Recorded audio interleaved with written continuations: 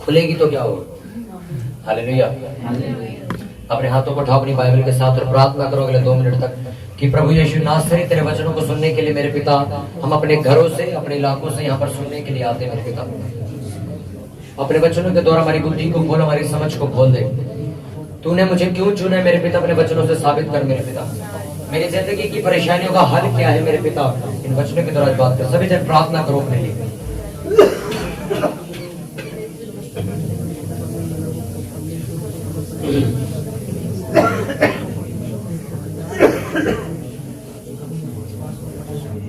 Hallelujah.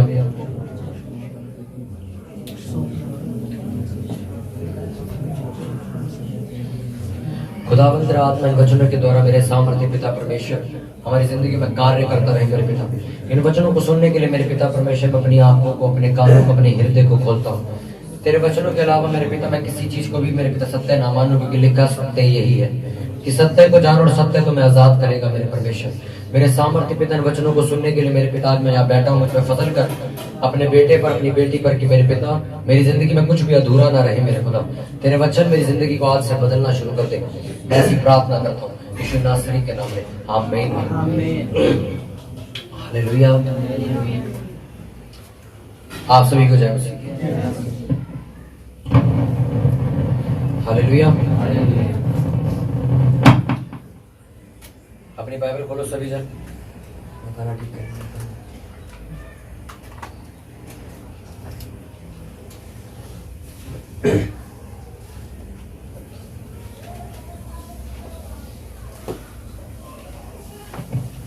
Hallelujah. हम सब जन वचन निकालेंगे इफिसियों 6 उसका 10।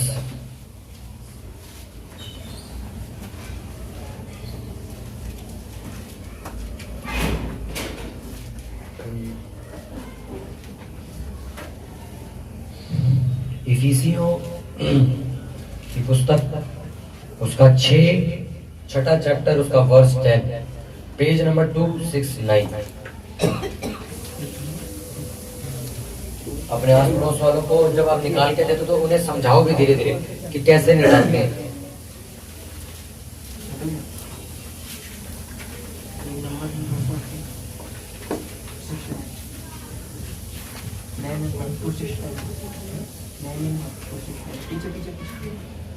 मोहन भैया आप पुराने व्यक्ति हो के भजन संहिता में इफिसियों की पुस्तक ढूंढ रहे हैं।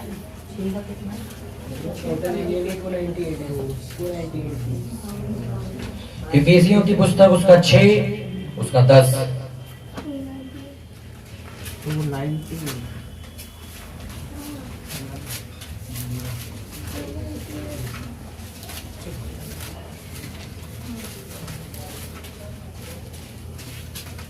कोई भी आवाज ना करे।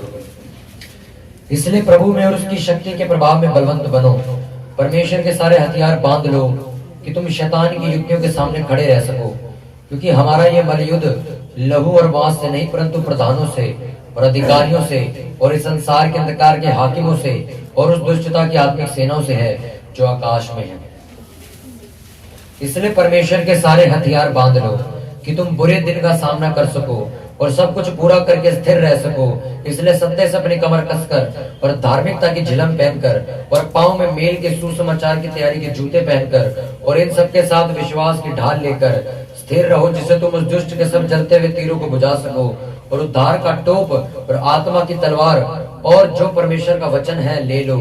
हर समय और हर प्रकार से आत्मा में प्रार्थना और विनती करते रहो और इसीलिए जागते रहो कि सब पवित्र लोगों के लिए लगातार विनती किया करो और मेरे लिए भी कि मुझे बोलने के समय ऐसा प्रबल वचन दिया जाए कि मैं साहस के साथ सुसमाचार का भेद बता सकूं। सब बोले आमीन। हालेलुया।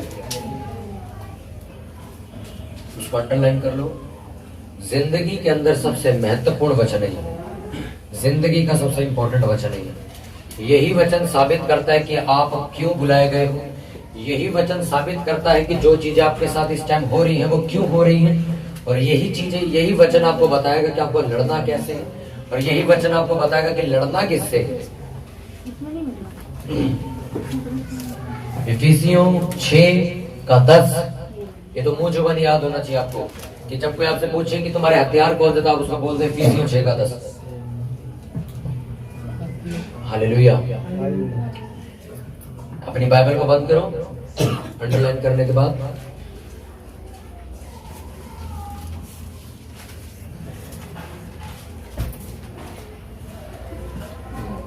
अपने पड़ोसी को ध्यान से सुनने से विश्वास पैदा होता है। ध्यान से सुनने से विश्वास पैदा होता है। ध्यान से सुन, प्रभु यीशु से बात करना चाहते हैं।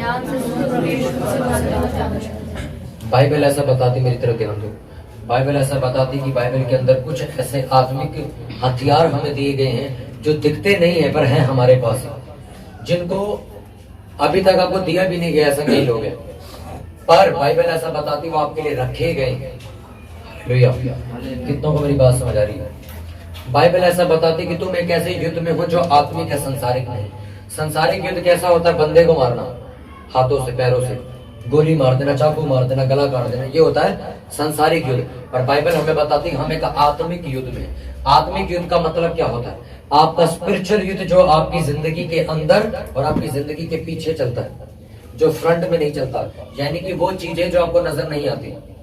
आपने कई बार ऐसा सुना होगा कि कई बार कोई व्यक्ति रात को सोते हैं और सुबह उठते हैं तो उनका एक पैर काम नहीं कर रहा होता, यानी कि रात को सोए सुबह उठे तो अटैक पड़ गया, रात को सोए सुबह उठे तो फोन आया जी फूफा मर गए, रात को सोए सुबह उठे तो कहते भाई हमारी आंखें चल नहीं रही, रात को सोए सुबह उठे तो कहते यार मेरी रीढ़ की हड्डी तब से दर्द में और आज तक ठीक नहीं हुई। कितनों ने बातें सुनी कि हम रात को सोए और सुबह उठे तो हमारे साथ ये प्रॉब्लम हुई, हम रात को सोए सुबह उठे तो हमारे घर चोरी हो गई। ये सब चीजें सुनी है ना आपने? ये क्या है? आपकी जिंदगी के पीछे चलने वाली लड़ाई जो आपको नजर नहीं आती। चोरी कभी आपको नजर आती है? तो चोरी का मतलब क्या होता है? मैं यहाँ पर नहीं था, मेरे पीठ पीछे मेरे पर्स में से किसी ने पैसे निकाल लिए, इसे चोरी कहते हैं। हाँ क्या ना?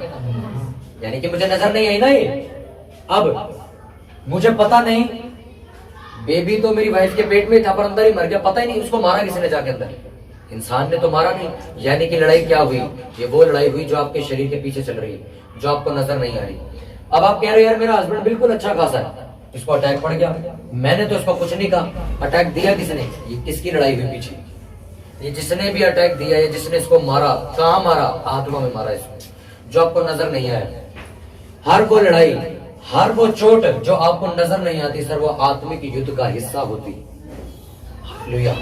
बहुत सारे लोग अपनी प्रॉब्लम्स का सॉल्यूशन ढूंढने के लिए बहुत सारे तरकीबें अपनाते हैं पर उन्हें वो मिलता नहीं, क्योंकि उन लोगों को ये पता ही नहीं है कि जो ये काम करने वाला इंसान है, जो शैतान है, वो कभी भी तुम्हारे सामने आएगा ही नहीं। क्योंकि बाइबल ऐसा बताती है वो शुरुआत से ही चोर है, वो छुप के काम करता है, वो कभी आपके सामने काम नहीं करेगा। चोर कभी दिन में आता है क्या? वो रात में आते हैं। अभी 3 दिन पहले चर्च में भी चोर आया था, पता आपको? किसी ग्रिल से ऊपर चढ़ रहा था पर हमने उसको देख लिया तो भाग गया। सोचो मैं क्या कर रहा था उस टाइम? मैं सो रहा था, मैं वैसे उठने देखने गया तो वहां क्या था? चोर था। यानी जब मैं नहीं देख रहा था तब वो चोरी करने आया। हाँ के ना? अगर मैं खड़ा होता वहीं ग्रिल पे, मैं रात को टहल रहा होता, आता कोई नहीं आता। अब अपनी ग्रिल पे खड़े हो, बातचीत कर रहे, 2 आदमी मुफली खड़े, आएगा कोई चोर चढ़ने को? उन्हें पता नहीं खड़ा है, मतलब उसको ये पता है चोर को कि एक आदमी यहाँ खड़ा है जो मुझसे लड़ने के लिए खड़ा है, इसलिए वो लड़ने के लिए नहीं आएगा। और चोर सबसे बड़ा पहलवान भी हो तब भी उसके अंदर एक डरपोक की आत्मा होती है, वो लड़ नहीं सकता किसी से, भले वो लाख बड़े से बड़ा पहलवान हो। पर अगर वो एक आदमी को भी खड़ा हुआ देखेगा किसी घर में, किसी गोदाम में, किसी जगह में, तो वहां वो चोरी करने नहीं जाएगा, क्योंकि उसके मन में ये डर रहेगा मेरे साथ लड़ने के लिए एक आदमी वहां खड़ा हुआ है, अगर इससे मेरी लड़ाई हुई तो हो सकता है ये मुझे मारे। हाँ के ना? आपकी गाड़ी सड़क पे खड़ी और आप कोई चीज, कुछ सामान खरीदने के लिए चले गए, गाड़ी वहीं खड़ी करके चले गए, कौन आएगा कि नहीं आएगा चोरी करने? उसको कोई चाबी लगी हुई, स्टार्ट करो ले जाओ। पर अगर आप गाड़ी के ऊपर बैठे हुए, कोई आएगा लेने उसे? क्यों? क्योंकि चोर को पता है मेरे साथ लड़ने के लिए एक आदमी अंदर बैठा हुआ, अगर उसने मुझे देख ले तो वो मुझसे लड़ेगा और मैं चोरी नहीं कर पाऊंगा। क्योंकि शैतान, मैं आपको सच बता रहा हूं, ध्यान से सुनना, वो लड़ने से डरता है, उसको लड़ाई से डर लगता है। कोई भी मुजरिम हो उसको लड़ाई से डर लगता है, वो बस ये चाहता है मैं अपना क्राइम करूं और यहां से निकल जाऊं। वो कभी नहीं चाहेगा कि आप उसे पकड़ लो, उसका रास्ता रोक लो, आप उसके हत्थे चढ़ जाओ। वो कभी नहीं चाहता। वो चाहता मैं कुछ चोरी करूं और यहां से फटाफट निकल जाऊंगा। उसको लड़ना पसंद नहीं, उसको लड़ने से डर लगता है, क्योंकि उसको पता है अगर यहाँ लड़ाई शुरू हुई तो मैं मारा जाऊंगा, क्योंकि मैं क्या हूं, झूठ का पिता हूं। पर ये सच के लोग हैं, ये मेरे को मार डालेंगे।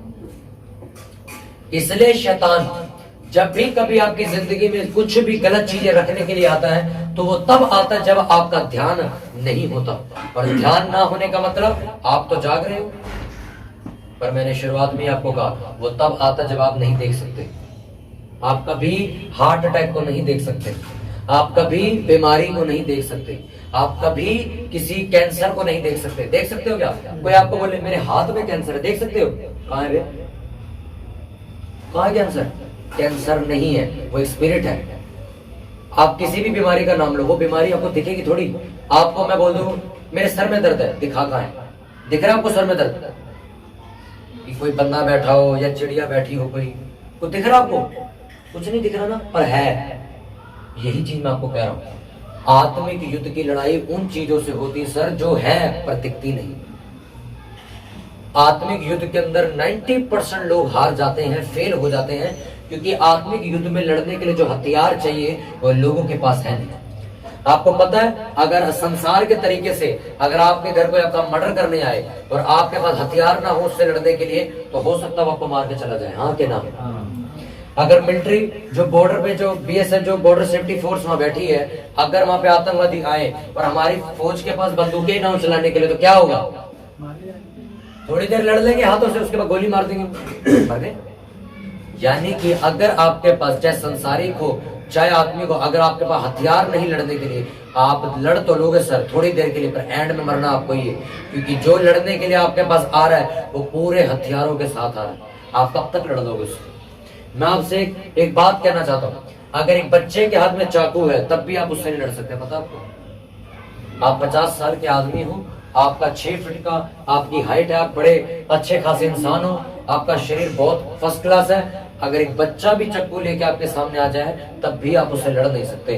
क्योंकि आप उसको कैसे लड़ोगे? उसका हाथ पकड़ लोगे, उसको रोक लोगे, उसको फटकार दोगे, वो गलती से चाकू ऐसे मार देगा। हाँ के ना? अभी थोड़े दिन पहले जो जहांगीरपुर में यही तो केस हुआ था, बच्चों ने मिलकर दूसरे बच्चे को चाकू मारे थे, मर गया। बात सारी इसकी नहीं है, मारा किसने। बात ये है कि वो हथियार लेके आता तो बिना हथियार दिखाएंगे। हालेलुया। और मैं और बाइबल जिसकी हम उपासना करते हैं परमेश्वर की, उसने हमें संसार के लोगों से लड़ने के लिए नहीं बोला। उसने हमें ये नहीं कहा कि तुम अपने घर में एक तलवार रखो, अपने घर में एक लठ रखो, अपने घर में एक बंदूक रखो, ताकि जब तुम्हारे घर कोई चोरी करने तो उसको गोली मार दो।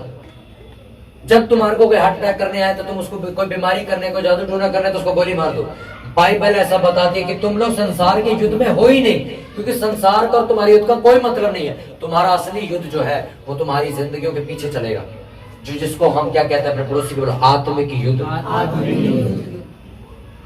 आत्मिक युद्ध के लोग कौन होते हैं? जो आत्मा के हथियार, जो संसार के योद्धा है, यानी कि जो संसार में जो मिलिट्री वाले, उनके पास संसार के हथियार है ना, बंदूक, तलवार, डंडे, चाकू, नाइफ, रिवॉल्वर है ना उनके पास।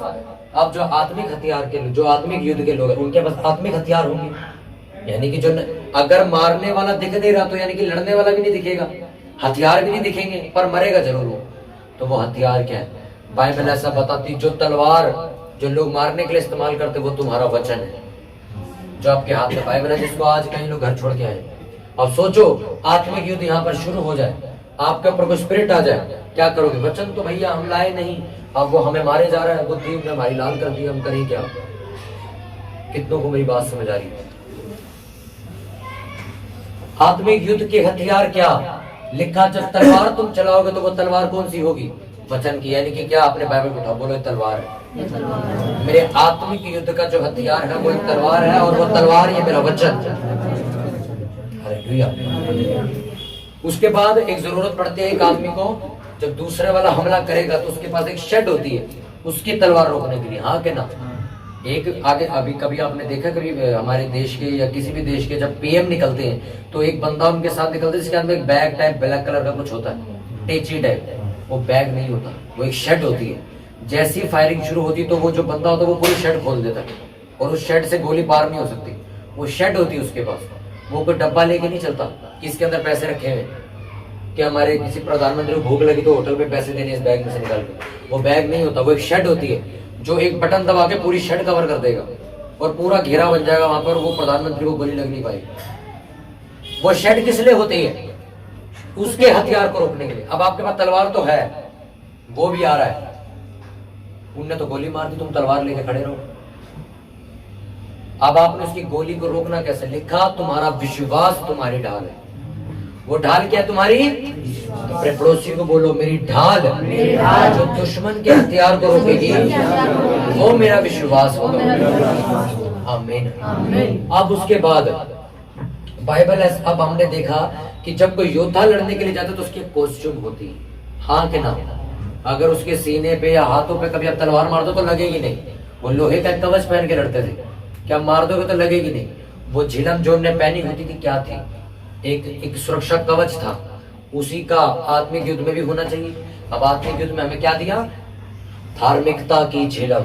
धार्मिकता का मतलब क्या होता है? राइचियसनेस का मतलब क्या होता है? वो धर्म के काम जो परमेश्वर ने हमारे लिए लिखे हैं बाइबल के अंदर। जब आप उन धर्म के कामों को करते हो, उन अच्छे कामों को करते हो जो बाइबल में लिखे गए हैं, वो तुम्हारी क्या बन जाएगी? सेफ्टी बन जाएगी। तुम्हारे फाइनेंस का नुकसान क्यों होगा जब तुमने कर्म ऐसे की कि तुमने गरीब को खाना खिलाया? ये तुम्हारी क्या हो गई? अब तुम्हारे ऊपर कभी श्राप नहीं आएगा गरीबी का, क्योंकि तुमने क्या पहन रखी है? क्या पहन रखी है? झिलम पहन रखी है। कौन सी झिलम? मैं अपने पैसों को दूसरों की मदद के लिए बोता हूँ और इसी बोने की वजह से मुझे एक झिलम मिली हुई है कि मेरे ऊपर कभी गरीबी का श्राप नहीं आएगा।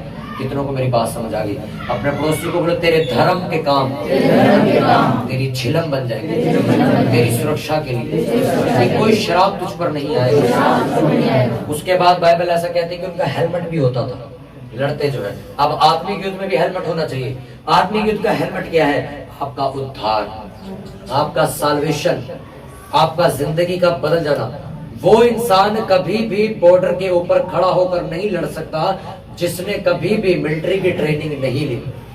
मैं लड़ सकता हूँ क्या जाके? आप लड़ सकते हो जाके? हमें तो पहली बार जब वो बंदूक देंगे हमें तो चलानी नहीं आती। वो जब हमें सिखाया जाएगा, समझाया जाएगा, जब हमारी जिंदगी बिल्कुल मिलिट्री के लोगों के जैसे होगी, फिर हमें वहां भेजेंगे, हाँ के ना? उसी तरह आत्मिक युद्ध के अंदर लिखा तेरा जो टोप है वो किसका होना चाहिए? उद्धार। उद्धार का मतलब जिंदगी का बदल जाना। और जब आपकी जिंदगी, आपको आत्मिक युद्ध के बारे में पता ही कख नहीं है, कहां से लड़ लोगे आप? कितनों को मेरी बात समझ आ रही है? आपकी जिंदगी बदली होनी चाहिए सर, तभी आपके हथियार कामयाब होंगे, तभी आपको झिलम दी जाएगी, तभी आप ढाल लेके चल सकते हो। एक बीड़ी पीता हुआ झिलम लेके जा रहा है, ऐसा हो सकता है? ये बीड़ी चल रही है, ये तलवार पकड़ी हुई है, ये हाथ में शर्ट पकड़ी हुई है, लड़ने जा रहा है, पिटेगा कि नहीं पिटेगा? क्यों? इसको पता नहीं क्या जब बॉर्डर पे जाते तो सिगरेट नहीं पी सकते हो। ये बाल सेट कर रहा है, झिलम ये हाथ में पकड़ा हुआ है, ये बाल सेट हो रहे। कभी आपने मिलिट्री वालों के आपने बाल देखे? उनके बाल इतने लंबे भी नहीं होते कि वो हाथ मार ले उसमें, इतने लंबे बाल भी नहीं होते कि वो हाथ ही मार ले। वो सिर्फ इस तरीके से रहते कि इनके सर पे बाल रहते बस। ये क्या था? उनकी जिंदगी को बदल दिया पूरी तरीके से। उनकी जिंदगी के अंदर अगर आप देखोगे तो बाइबल ऐसा बताती है, जिस तरीके का खाना आप और मैं खाते वो नहीं खाते, जिस तरीके से आप और मैं घूमते वैसे वो नहीं घूमते, जिस तरीके का रहन सहन हमारा वैसा उनका नहीं है। क्यों? हमारी जिंदगी और उनकी जिंदगी में आज जमीन आसमान का फर्क होता है। तभी वो लोग वहां पे खड़े रह सकते और हम नहीं खड़े हो सकते। हालेलुया। कितनों को मेरी बात समझ आ रही है? इसलिए आपकी जिंदगी का बदलना बहुत जरूरी है अगर आप एक योद्धा की तरह जीना चाहते हो। और मैं आपको सच बताऊं, बाइबल के अंदर हर एक इंसान योद्धा है। ऐसा नहीं है कि मैं आपसे पूछ रहा हूं कि तुम एक विश्वासी रहना चाहते हो या योद्धा बनना चाहते हो। अगर आप नॉर्मल विश्वासी रह गए, मैं सच कह रहा हूं आपको, आप चर्च आने के बाद यीशु मसीह को स्वीकार करने के बावजूद बीमार पड़े रह सकते हो। ये बात बाइबल गवाही देती है, क्योंकि बाइबल ऐसा बताते जिस दिन तुमने यीशु मसीह में विश्वास किया उस दिन तुम एक युद्ध में एंटर हो गए। और वो एक ऐसा युद्ध था जो शैतानी था और जिसको तुमने परमेश्वर के वचनों से जीतना है। अब बहुत सारे लोग चर्च तो आ जाते हैं, बहुत सारे लोग यीशु मसीह में विश्वास तो कर जाते, मेरे से बाइबल भी ले जाते हैं, फोन पे प्रेयर भी करा लेते हैं। मैंने कहा तो युद्ध कौन लड़ रहा तुम्हारे घर में? वो हमें नहीं आता लड़ना। तो मैं तो फिर मार ही खाते हो। और मार खाने का मतलब क्या है? बीमारियां उनके घर आती। हर एक रोग उनके घर आता है, हर एक कर्ज उनके घर आता है, हर एक शराब उनके घर आता है, हर एक गलत चीज उनके घर में होती है। ये क्या है? ये शैतान के वार थे जो तुम्हारे घर में पड़े हुए। तुमने लड़ाई लड़ी नहीं इसलिए तुम्हारे घर आ गए। मैं लड़ता हूं इसलिए मेरे घर नहीं आए। कोई और लड़ रहा है इसलिए उसके घर नहीं आए। तुम्हारे घर आ गए तो इसलिए तुम लड़े नहीं। हर एक इंसान जो प्रभु यीशु नासरी में विश्वास करता, लिखा उसको अपनी लड़ाई को लड़ना जरूरी है। क्योंकि आपको मैं सच बताऊं, जिस दिन आप चर्च नहीं आए थे ना सर, शैतान आपसे बहुत खुश था। वो आपको कोई तकलीफ नहीं देगा। जिस दिन आपने चर्च जाना शुरू किया, जिस दिन आपने यीशु मसीह पे विश्वास करना शुरू किया, उसके तन बदन में आग लग जाती है कि इसको वापस बुलाओ किसी तरह। क्योंकि वो जानता है यीशु नासरी ही इकलौता ऐसा परमेश्वर है जिसके पास मुझे कुचलने का अधिकार है। इसलिए वो लोगों को चर्च नहीं जाने देता, लोगों के घर वालों को खिलाफ कर देता है कि तू चर्च नहीं जाएगा, तू वहां नहीं जाएगा, तू यहाँ नहीं जाएगा, तू कहीं भी जा, तू किसी भी बाबे पे जा, तू किसी भी तांत्रिक पे जा, पर चर्च नहीं जाएगा। क्यों? वो जानता है कि अगर ये चर्च गया तो इसके ऊपर से सारी चीजें खत्म हो जाएंगी और मेरे को इसका घर छोड़ के जाना पड़ेगा। हालेलुया। कितनों को मेरी बात समझ आई? उद्धार के टोप के बाद आपको जरूरी क्या है? नंगे पैर जाओगे लड़ने के लिए? जूते पहन के जाओगे। जूते कौन से होने चाहिए सर? सुसमाचार के जूते तुम्हारे पास होने चाहिए जो आप पहन के युद्ध की भूमि पर उतरोगे। सुसमाचार के जूते होने का मतलब कि आप जहां कहीं भी जाओगे आप प्रभु यीशु मसीह का सुसमाचार सुनाओगे। इससे साबित होता है, आपको पता है, अगर एक मिलिट्री वाला ऑफिसर छुट्टी लेके 1 महीने की घर आ जाए तो क्या नॉर्मल आदमी बन जाता? वो नॉर्मल आदमी बन जाता है? जब वहां था तभी बहुत कड़क था, बहुत ही स्ट्रॉन्ग आदमी था। घर आके बीवी से डांट खा रहा है, ऐसा हो जाता। घर आके उसके गली के लोग उसे मारते हैं, बहुत कमजोर हो जाता घर आके। लिखा जब वो वापस आता है छुट्टी पर भी, तब भी वो क्या होता है? स्ट्रॉन्ग होता है। तब भी उसके साथ रिवॉल्वर होती, पता आपको? वो तब भी बिना रिवॉल्वर के नहीं आती। आपने परसों न्यूज देखी है ना? किसने देखी कि जो मिलिट्री वाले जो हमारे ऑफिसर थे उनकी लड़की के साथ रेप किया एक लड़के ने। स्टेट का मैं नाम नहीं लूंगा, स्टेट का नाम मेरे को पता नहीं, मैं पढ़ रहा था परसों। फौजी थे, वो उनकी लड़की के साथ रेप किया। जिस लड़के ने कोर्ट के बाहर उसको गोली मार दी, वो लड़के को जिसने रेप किया फौजी ने अपनी पर्सनल रिवॉल्वर निकाल के गोली मारी, 2 सर में हो गई। अब क्या पता रिवॉल्वर का वहां छोड़ के आए थे? यानी कि वो तब भी ये बात मानते हैं। रिटायर फौजी थे वो, जिनकी बेटी के साथ ही किया था। उन्होंने कोर्ट में पेशी होने के बाद जब वो मुजरिम बाहर निकला उसको वहीं गोली मार दी। हालेलुया। मैं आपको जो समझाना चाहता हूं उसे समझो कि जब एक पावरफुल इंसान अपने घर में वापस आ रहा है तो तब वो कमजोर नहीं हो जाता, वो तब भी पावरफुल रहता है। जब आप सुसमाचार जूते पहन के जाते हो तो आप जब लोगों को सुसमाचार बताते हो तो इसका मतलब ये है कि आप दूसरों को तैयार कर रहे हो कि भाई तू क्यों पिट रहे इतने दिनों से, चल मैं तेरे को बताता हूं लड़ना कैसे।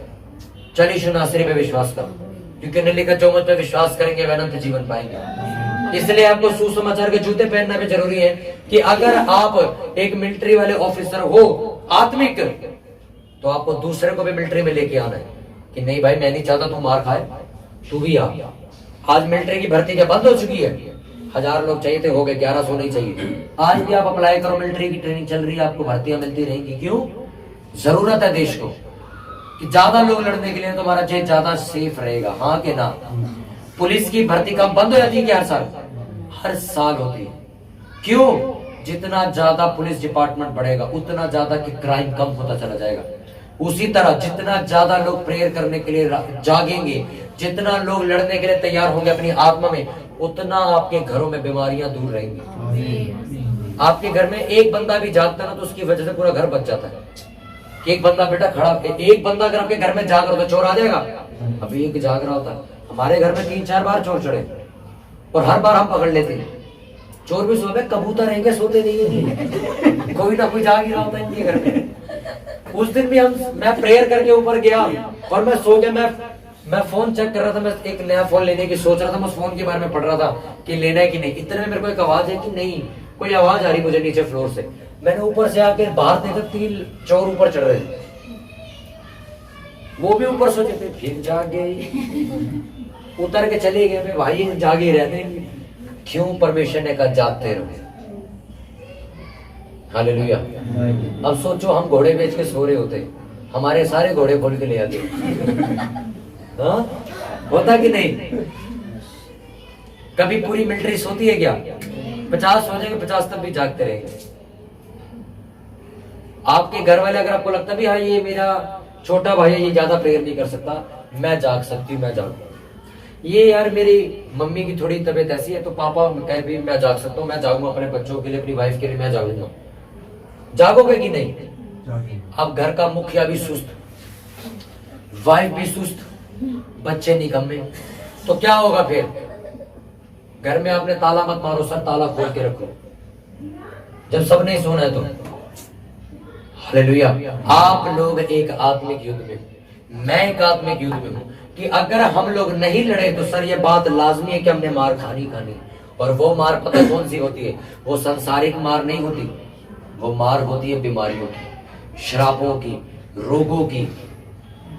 कि अगर यार मैं नहीं लड़ा अपनी जिंदगी के लिए, मैंने नहीं प्रेयर करी, मैं नहीं चला प्रभु यीशु मसीह के पीछे, मैंने वो चीजें फॉलो नहीं करी जो यीशु मसीह ने कही है, हो सकता है शैतान मेरी जिंदगी को बर्बाद कर दे। हो सकता है आज जो लड़के अपनी वाइफ, अपनी फ्यूचर के लिए प्रेयर नहीं कर सकते, उनकी वाइफ के ऊपर शैतान अटैक कर दे आने वाले टाइम में, पर आज उनको कोई फर्क नहीं पड़ता। हालेलुया।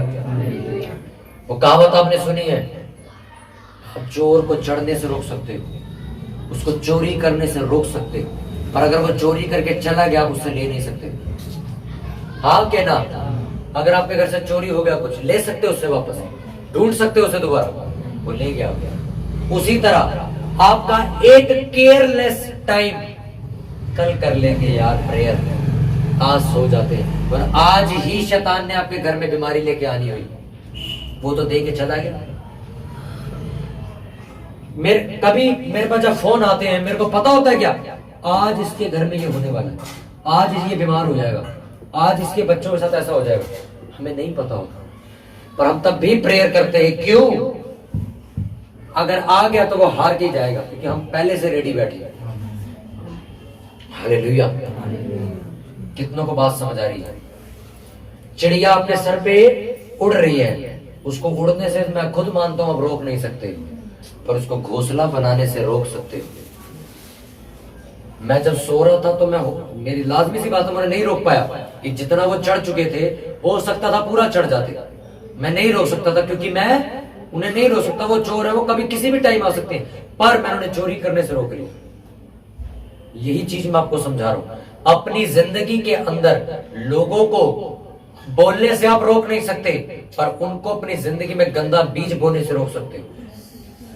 बड़े से बड़ा जहाज जो पानी के ऊपर चलता है वो कभी नहीं डूबता जब तक नाव के अंदर पानी भरना शुरू ना हो जाए। एक छेद पानी जब भरना शुरू होगा, बड़े से बड़ा जहाज डूब जाएगा उसके अंदर। कब तक नहीं डूबा वो? जब तक पानी अंदर नहीं आया। उसी तरह शैतान के अटैक, लोगों की गलत सलाहें, उनका विरोध, उनकी गलत चीजें, उनकी गलत सोच आपके अंदर आने मत दो, सरे डुबो देगी आप। हालेलुया। कितनों को मेरी बात समझ आ रही है? आत्मिक युद्ध के हथियार में सबसे अहम और सबसे बढ़िया हिस्सा जो मैं आखिरी में बताने वाला हूं, सच्चाई से अपनी कमर कसो। कहते ना लड़ने जा रहा भाई कमर कस ली है, कहते कि नहीं कहते? अभी मैंने कमर कस लिया, मैं लड़ने जा रहा हूं। कोई काम करने जा रहा भाई कमर कस लिया, सारा दिन काम करना है। वो कमर कसने का मतलब क्या है? मैंने तैयारी कर ली। हाँ, मैंने अब तैयारी कर ली कि मैं कंटिन्यू में रहूंगा। कमर किस चीज से कसनी है आपको? सच्चाई क्या है? वचन। आपका जोश, आपका उत्साह, आपका जनून, आपकी हिम्मत, आपका साहस, आपका वचन है। अगर आपने इन वचनों से अपनी कमर नहीं कसी, हो सकता है जितने परेशानियों के दिन आएंगे उस दिन आप ढीले पड़ जाओगे, गिर जाओगे। इस टाइम चर्च के ऊपर इतना ट्रबल्स टाइम चल रहा है, इतना मुसीबत वाला टाइम चल रहा था, मैं बड़ा परेशान था। विश्वास करने वाले लोग छोड़ के चले गए, फाइनेंस एक जगह इन्वेस्ट कर दिया, दूसरी जगह से आ गया भैया ये अब यहां खर्चा है, फिर फंस गए। तीसरा, जगह ढूंढने लग गए, मिली नहीं। चौथा, अपने घर की टेंशन, भाई इसके लिए भी जगह ढूंढी, इसके लिए भी नहीं मिली, परेशान हो गए। इतना परेशानी भरा दिन चला ये 15 दिन का। उसके बाद फिर घर में चोर चढ़ रहे हैं, उनके लिए सेफ्टी के लिए जाग रहे, टेंशन लगी हुई रात को कि घर सेफ नहीं है ये। कैसे क्या करे क्या ना करे समझ नहीं आ रहा। चर्च बंद पड़ी है, कर्फ्यू लगा हुआ है, लोग आ नहीं पा रहे, उनकी टेंशन की लोगों के तक परमेश्वर तेरा आत्मा बस काम करता रहे, शैतान उन्हें गिराने ना पाए, वो अलग टेंशन चल रही है। बाइबल ऐसा बताती है, मेरी सामर्थ्य निर्बलता में सिद्ध होती है। इसलिए आपको परमेश्वर ने कहा बुरे दिनों के लिए अपनी तैयारी करके रखो। लिखा कि नहीं, अभी मैंने पढ़ा आपके सामने कि बुरे दिनों के लिए आत्मिक युद्ध के लिए तैयार रहो। और बाइबल ऐसा बताती है जब जब रात होती है उसके अगले दिन सुबह होती है। जब जब सूरज जाता तो रात तो आती है, पर जब चांद नीचे जाता तो सूरज बड़ी तेज ऊपर आता है और पूरी दुनिया रोशनी पाती है। और मेरा विश्वास है जितना ट्रबल हम देख रहे हैं अभी चर्च को लेके, जितनी खिलाफत अब बढ़ती जा रही है, कितने लोग खिलाफ हो चुके हैं, मैं आपसे सच कह रहा हूं ये बढ़ने का टाइम हमारे। मैंने आपको एग्जांपल दिया था, जब इलास्टिक को खींचा जाता तो तकलीफ होती है, पर खींच जरूर जाता हो। तो इस टाइम परमेश्वर खींचने का टाइम चल रहा है, और जब वो खींचता है तो दर्द होता है कि यार मेरे साथ बैठा आदमी जो मेरे साथ खा रहा है यही चक्कू लेके बैठा हो, कैसे हो सकता है? कितनों को मेरी बात समझ आ रही है? आज से आप लोग आत्मिक युद्ध लड़ने के लिए तैयार हो कि नहीं? इसमें आखिरी चीज जो मैं आपको बताना चाहता हूं, इसके बगैर ये सारे हथियार वेस्ट है। हर समय और हर प्रकार से आत्मा में प्रार्थना और विनती करते रहो, और इसीलिए जागते रहो कि सब पवित्र लोगों के लिए लगातार विनती किया करो, और मेरे लिए भी कि मुझे बोलने के समय ऐसा प्रबल वचन दिया जाए कि मैं साहस के साथ सुसमाचार का भेद बता सकूं। सुनो, आपको हथियार दे दिए, तलवार दे दी, शर्ट दे दी, बेल्ट दे दी, जूते दे दिए। बाइबल ऐसा बताती है कि जब आपको हथियार दिए गए तो आपको लड़ने का टाइम और स्थान भी बताया गया। वो क्या था टाइम पता आपको? पौलुस कहता है जागते रहो, और यानी कि रात को लड़ाई हो। दिन में कोई बोलता जागते रहो, दिन में तो जाग ही नहीं है। उसने क्यों बोला ऐसा? जागते रहो और प्रार्थना करते रहो, यानी कि वो रात की बात कर रहा है। आपके सारे हथियार होने के बाद बेकार हो जाएंगे सर अगर आपने जिस टाइम लड़ना था उस टाइम नहीं लड़े तो। मेरे को बंदूक चलानी आ गई, मेरी मिलिट्री में भर्ती हो गई, रिवॉल्वर मिल गई, मेरे को पूरी ट्रेनिंग मिल गई, यूनिफॉर्म मिल गई, बैच लग गया, स्टार लग गया, बॉर्डर पे लड़ने की बारी आई, मैं सो रहा था। क्या फायदा तुम्हारा? हालेलुया। कब बोला पौलुस ने जागने के लिए? लिखा जागते रहो और प्रार्थना करते रहो। किसके लिए? मेरे लिए, उन लोगों के लिए जो पवित्र लोग हैं, जो सेवा करने के लिए खड़े हुए हैं, दूसरी चर्चों के लिए, दूसरे पास्टर्स के लिए, दूसरी कलीसियाओं के लोगों के लिए प्रार्थना करने के लिए तुम जागो। मिलिट्री वाले हमें आके कहते हैं कभी, अबे यार इतने करोड़ों अरबों की जनसंख्या, 135 करोड़ पब्लिक रहती है, हम 1 लाख बंदा जागे सिर्फ, इन सबको बोलो जागेंगे? कहते हैं कभी ऐसा? वही जागते से हम सोते हैं। हालेलुया। सोते हैं कि नहीं सोते? उसी तरह ये मत कहो उस चर्च के पास्टर के लिए मैं क्यों प्रेयर करूं, उस पास्टर के लिए मैं प्रेयर क्यों करूं, ये चर्च में जो दीदी आती है इनके लिए मैं प्रेयर क्यों करूं, ये चर्च में भैया आते हैं इनके लिए मैं क्यों प्रेयर करूं? मैं तो अपने परिवार के लिए करूंगी ना। सिर्फ आप एक योद्धा हो, और योद्धा कभी अपने परिवार के लिए नहीं लड़ता, वो देश के लिए लड़ता है। हालेलुया। एक बार हमारी मिलिट्री के लिए जोरदार तारीफ करो परमेश्वर। हालेलुया। कितनों को समझ आया कि हम कौन से युद्ध में खड़े हैं? मैं आपसे सच कह रहा हूं, अपने बच्चों के लिए लड़ना सीखो, अपने हस्बैंड के लिए लड़ना सीखो, अपनी वाइफ के लिए, अपने परिवार के लिए, अपने लोगों के लिए, अपने देश के लिए, अपने रिश्तेदारों के लिए, अपने मामे चाचे ताऊ के लिए प्रार्थना करना सीखो। आप एक योद्धा हो अपने खानदान के लिए। बाइबल में लिखा तू बच तो तेरा घराना बचाया जाएगा। उसका मतलब यही है, जब आप एक योद्धा बनोगे और आपको लड़ना आ जाएगा और आप जब बच जाओगे उसके हथियार से, तो लाजमी सी बात आपका परिवार ऑटोमेटिकली बच जाएगा। मैंने जिस चोर को पकड़ा उसकी वजह से कैसे मैं ही बचाऊं, मेरा पूरा परिवार बचा कि नहीं? आपकी प्रेयर से बहुत लोग बचते हैं। एक योद्धा रात को बैठ के फेसबुक पे से वीडियो देख रहा है, क्या योद्धा हो तुम? बेइज्जती है तुम्हारे नाम पे कि तुमको सच्चाई पता होने के बावजूद चर्च जाने वाले चर्च के लोग, सोचो अन्य जातियों को तो ये रहस्य पता ही नहीं है कि उनके ऊपर बीमारी आई क्यों है, पर क्रिश्चियन लोगों को ये बात पता, तब भी वो नहीं लड़ते, तब भी फेसबुक पे वीडियो चल रही है, तब भी। थोड़े दिन पहले मैंने अपने घर से इंटरनेट हटवा दिया था, पर हमें सरमन डालने में दिक्कत हो रही थी, मैं दोबारा लगवाना पड़ा। मैंने क्यों हटवा दिया था पता है? मैं एक भी वीडियो में अपना टाइम वेस्ट ना करूं। हालेलुया। कितनों को मेरी बात समझ आ रही है? एक योद्धा की जिंदगी में बहुत सारे सरकमस्टेंसेस आते हैं। हो सकता है उस मिलिट्री के कुछ लोग मारे भी जाए, हो सकता है कई बार वो विरोधी देश के अंदर घुस भी जाएगा, पर योद्धा का काम है उनको पकड़ के बाहर फेंकना वापस दोबारा। अब आप तय कर लो आज से, युद्ध लड़ना है कि बीमार उठना है सुबह? आधी नींद सो के अपने परिवार को बचाना है या पूरी नींद लेके पूरे परिवार समेत बीमार पड़े रहना है? बताओ। अब पूरी नींद चाहिए, 10 घंटे सो दबा के और सुबह बीमार उठना ये चाहिए, या फिर सिर्फ 5-6 घंटे सो के और 2-3 घंटे प्रार्थना करो और वचन पढ़ो रात को और जागते मिलो जब यीशु मसीह आए तो, और अपने परिवार को सुबह खुश देखो, अपनी जिंदगी को खुश देखो, अपने नेचर अपने बिहेवियर को खुश देखो, अपने काम धंधों अपने बिजनेस को खुश देखो, अपने ऊपर बरकत आती भी देखो। या ये चाहते हो? मूर्ख है वो लोग जो मैं कहता हूँ रात को सो जाते हैं, 12 बजे सो के सुबह 8 बजे उठते हैं और सुबह उठ के मुझे फोन करते हैं, भैया रात को सोए थे हमें, भैया देखो क्या हुआ है, सर में से खून बह रहा है। सो के खून बहने लग गया। भैया हम रात को सोए थे, अब देखो हम सुबह उठे हैं, हमारे पैर ही नहीं चल रहे हैं। फिर मेरे से सवाल पूछते, भैया यार आपके परिवार वाले कभी बीमार क्यों नहीं होते? मैं कहा मेरा परिवार जागता है इसलिए। चर्च में सर इतने कॉल हम उठाते हैं, एक छोटे छोटे सरदर्द के लिए भी लोग प्रेयर कराते हैं। मैं कहा तुम काय के योद्धा हो यार? पे भैया पैर में दर्द हो गया, हमने चर्च में छुट्टी मार ली। भैया वो रिश्तेदार आ गए थे, हमने छुट्टी मार ली। कभी फौजी के घर रिश्तेदार नहीं आते क्या? उनके घर रिश्तेदार नहीं आते, उनका सर दर्द नहीं होता? अरे वो तो बर्फ में खड़े रहते, उन्हें सर्दी जुकाम नहीं होता। खड़े कि नहीं खड़े? वो जिस दिन जिम्मेवारी समझ आ जाएगी ना कि यार अगर मैं सो गया चोर आ जाएगा, वो चोर आ जाएगा। आपको नींद, मैं कहता हूं कि नींदें खराब हो जाएंगी, आप सो नहीं सकते चैन से। इसी को कहते हैं एक प्रेयर योद्धा जो सो नहीं सकता। मैं आपको एक हिंट देता हूं, अगर आपको सोना है, पता कैसे सो? कभी आपने किसी के घर में पालतू डॉग है, पालतू कुत्ता या पाला किसी ने, आपकी गली में तो आप होंगे, डॉग्स वगैरह है ना, कभी उनकी नींद देखी है? उनके आगे से आप पैर रख के निकल उड़ जाएंगे। यही नींद होनी चाहिए आपको। सो कोई चक्कर नहीं, सो जाओ, पर जैसे आपको लगे नहीं कुछ गड़बड़ है, परमेश्वर कह रहा है प्रार्थना करने, उठो और प्रेयर करो।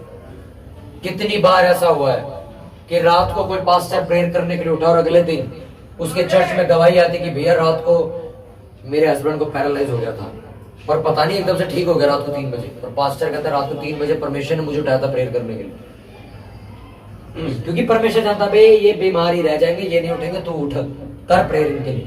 पर मैं आप सबसे एक बात कहना चाहता हूँ, मैं आपके लिए खड़ा हूं, प्रेयर कर रहा हूं, ठीक है, पर कब तक? कब तक? हालेलुया। अगर मैं कहता हूं आपसे, आपका वहम आज दूर कर देता हूं मैं कि एक बंदा प्रेयर करे और पूरा परिवार सोता रहे। सुनो, अगर सिर्फ मिलिट्री के भरोसे आप सो जाओ, दरवाजा खोल के, बॉर्डर पे मिलिट्री खड़ी तो है, दरवाजा खोल के सोएगी? सोते हो? अपने घरों के दरवाजे खोल के सोते हो? चलो मिलिट्री से और पास में जो पुलिस भी तो है, मेरे घर के बाहर पुलिस स्टेशन है या मेरे एरिया में पुलिस स्टेशन है, घर का दरवाजा खोल के सोएंगे? सो जाते हो? क्यों?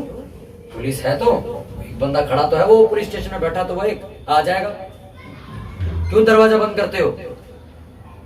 वो सेफ्टी कर रहा है बाहर की, वो सेफ्टी कर रहे हैं इलाके की, मैं सेफ्टी करूंगा अपने घर की। हाँ के ना? एक के सहारे बैठ के हम सब क्या खुलेआम सो जाते कहीं भी? अरे गली में सो जाते हैं, अरे छत का दरवाजा आज खुला छोड़ दे, होता है ऐसा कभी? अरे मिलिट्री पे फौजी बैठे तो हैं, कौन आएगा? कितनों को बात समझ आ रही है? शैतान सर वो इंसान है जो आपके अंदर से घुस के आपको मार के चला जाएगा, वो बाहर से नहीं आएगा, वो आपकी गलतियों में से निकलेगा। तैयार हो इसलिए आत्मिक युद्ध के लिए? तैयार हो आत्मिक युद्ध को जीतने के लिए? हारने से तो रहे। मेरे सामर्थ्य पिता परमेश्वर अपने हाथों को उठाते मेरे खुदा कि मेरे यहोवा जितनी भी मेरे पिता ने वचनों को सुना, मेरे पिता ये हमें आत्मिक युद्ध के लिए तैयार करते मेरे खुदा। मेरे पिता परमेश्वर बहुत हुआ मार खाना, बहुत हुआ कि हमारी जिंदगी में कोई कुछ भी आगे कर रहा था, पर आज से मैं तलवार उठाता हूँ, संसारिक नहीं आत्मिक, जो कि तेरा वचन है और आज से मैं तेरे वचनों के अनुसार चलना शुरू करूंगा। और जब जब मैं तेरे अनुसार चलना शुरू करूंगा तो बाइबल ऐसा बताती है कोई विपत्ति तुझ पर नहीं पड़ेगी, कोई रोग कोई बीमारी तेरे घर के निकट नहीं आएगी। मेरे सामर्थी परमेश्वर, इस युद्ध को लड़ने के लिए हम सब तैयार हो रहे हैं। मेरे पिता, हमारे जितने विरोध किए जाए, जितनी खिलाफत की जाए, जितना हमारे ऊपर रोग बीमारी डालने की कोशिश की जाए, पर हम जीतेंगे यीशु मसीह के नाम में। मैं प्रार्थना करता हूं और मेरे पिता इस कलीसिया के लिए, मेरे पिता ये लोग आत्मिक युद्ध के लिए तैयार हो। मेरे पिता ये अपनी आत्मिक तलवारें वचन ले ले। मेरे पिता धार्मिकता की झिलम पहनकर, विश्वास की ढाल लेकर, सुसमाचार के जूते पहनकर, वो धार का टोप पहनकर, मेरे पिता सच्चाई से अपनी कमर कसकर मेरे पिता तेरे युद्ध में उतरे मेरे खुदा, और जीत इनकी हो मेरे खुदा। मेरे सामर्थ्य पिता ये रात को मेरे पिता प्रार्थना करने वाले व्यक्ति बने मेरे खुदा। मेरे खुदा परमेश्वर, मैं प्रार्थना करता हूँ ये लोग आत्मिक युद्ध के सबसे महान योद्धा बने, कि अपने देश के बदलने का कारण ठहरे मेरे पिता। मैं प्रार्थना करता हूँ मेरे सामर्थ्य पिता, जितने भी लोग हमें ऑनलाइन सुन रहे मेरे पिता, इन लोगों की जिंदगी में मैं बरकत देता हूँ मेरे पिता। सुनने वाले लोग आशीष पाए यीशु नासरी के नाम में। मेरे सामर्थ्य पिता, इनकी जिंदगी बदले और ये लोग आशीषित हो। जल्द ही मेरे पिता तेरे चर्चेस खुलेंगे मेरे पिता, और हम दोबारा मेरे पिता उत्साह के साथ तेरी आराधनालय में तेरी चर्च लगाएंगे। खुदा वाले यीशु नासरी के नाम में प्रार्थना करता हूं।